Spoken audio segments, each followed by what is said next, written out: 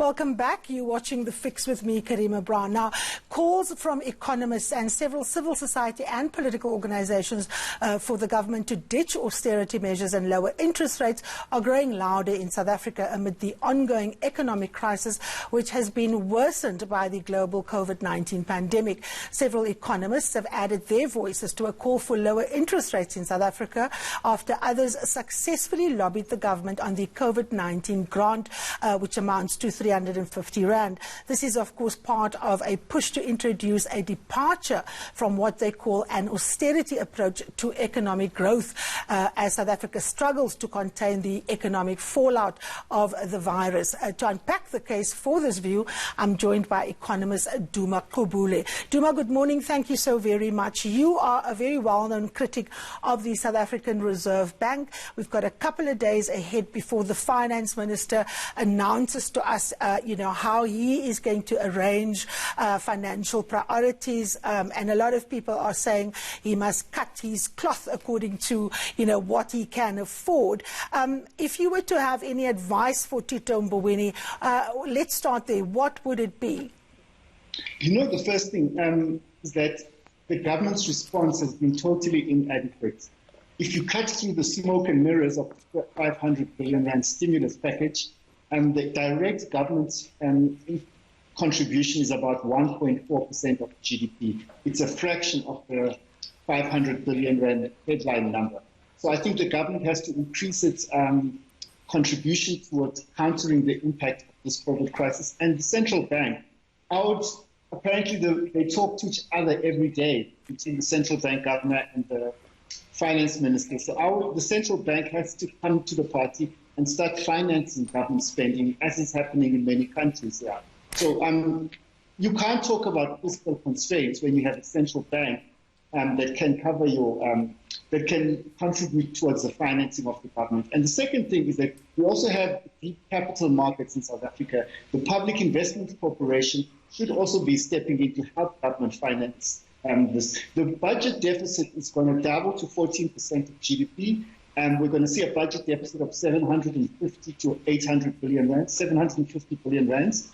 And the central bank and the PIC must step in to help the government finance this budget deficit and also have a bigger contribution towards spending to offset the collapse in demand from this COVID-19 crisis. And Karima, one thing I have to point out is that every single country in the world will see an increase in budget debt to GDP ratio of about 10% of GDP. So it is not anything to panic about.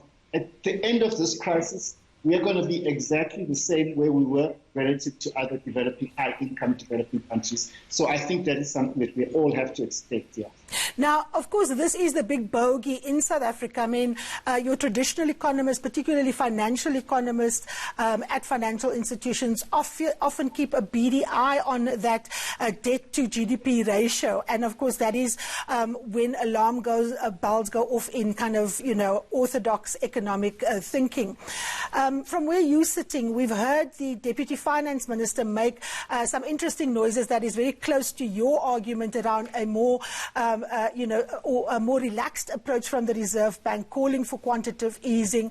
But Tito Mboweni is on record for not, adopting that view. There's also talk in the alliance of looking at things differently and redefining what the central bank is coming to. If you are to put your hat on as an analyst, who's winning that battle in the state? And can we expect a Reserve Bank that is going to be more open to the idea of stepping out of the box and doing things differently?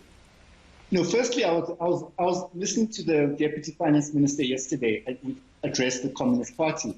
And he actually admitted that they didn't have a real stimulus because they were taking money from one part of the budget and redirecting it to another. The second thing, on the central bank policy, the central bank governor is feeling the heat. At first, he argued that we can't implement quantitative easing because we're an emerging market, and number two, because our inflation rate and interest rates are not at zero. But then the evidence was thrown at him, and he, in his lecture at Wits, showed that there were a dozen emerging markets that had implemented quantitative easing, and the largest one was in Indonesia, which said they're going to implement unlimited quantitative easing in an interview with the Financial Times.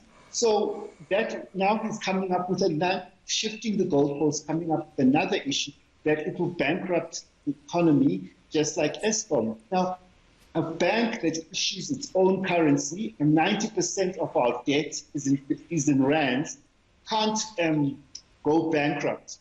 So I don't understand what you're talking about. But I do think that the Reserve Bank is feeling the heat. The pressure is coming from all sides of society, from within the ANC, from civil society, and elsewhere, even beyond, even people on the right of economic debates, economists at Investec and major companies are also crying out for more action in terms of what the Reserve Bank should do. Now, there's been quite a lot of discussion about the fact that we can't go back to the crisis after the crisis of COVID-19, and that we need a completely new way of imagining South Africa's economy. There's also a lot of, fight back against that, people arguing that this is not the time to be changing policy. We kind of got to stick to our macroeconomic fundamentals. If you were to hazard a guess and kind of forecast what Tito Mboweni is likely to say this coming week, Duma, what would it be? So, correct. We can't go to the crisis before the crisis, because before COVID-19, we were in a recession, the second recession in 2 consecutive years, and we were heading towards a third recession in 2 years. So we can't go back to what it was before COVID. We have to reimagine our society. And in terms of the finance minister, the noises coming out of the finance minister, we are going to get the same playbook of austerity. He's talking about zero-based budgeting. These policies, what people ask me everywhere in South Africa now is that these policies have not worked for 26 years. What will it take for the government to be able to change economic policies? And yesterday I was interviewing a former high-level Treasury official. And what I can't understand is that the Treasury has an effective veto over any economic policy that may be decided through democratic processes like the political alliance, the ANC tripartite alliance, and civil society, whatever, So we have to address this issue because the people who are holding this view is a minority of people within the ANC. I'm talking about the finance minister. And I don't understand why they have so much power to dictate policies to a party that's got so many members.